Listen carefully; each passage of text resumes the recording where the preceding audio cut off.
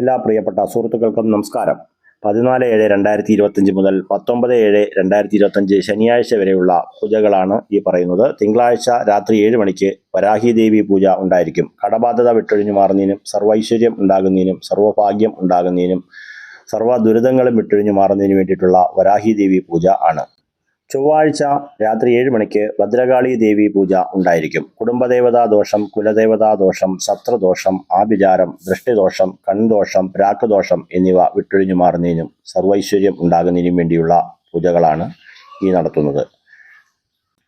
വ്യാഴാഴ്ച രാവിലെ 9:30 മഹാവിഷ്ണു പൂജ ഉണ്ടായിരിക്കും. തുളസിമാല, നെയ്വിളക്ക്, പാൽപ്പായസ നിവേദ്യം എന്നിവ ഉണ്ടായിരിക്കും. വെള്ളിയാഴ്ച രാവിലെ കടബാധ്യതകൾ വിട്ടൊഴിഞ്ഞു മാറുന്നതിന് ശ്രീസൂക്തം ഗണപതി ഹോമം ഉണ്ടായിരിക്കും.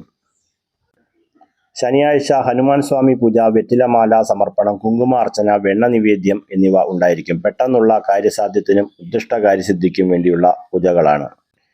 ശനിയാഴ്ച രാത്രി 7 മണിക്ക് നീലാഞ്ജനം വിളക്ക്, എള്ളുപായസ നിവേദ്യം എന്നിവ ഉണ്ടായിരിക്കും. ശനിദോഷങ്ങൾ, അഷ്ടമശനി ദോഷം, കണ്ടകശനി ദോഷം എന്നിവ വിട്ടൊഴിഞ്ഞു മാറുന്നതിനുള്ള പൂജകളാണ്.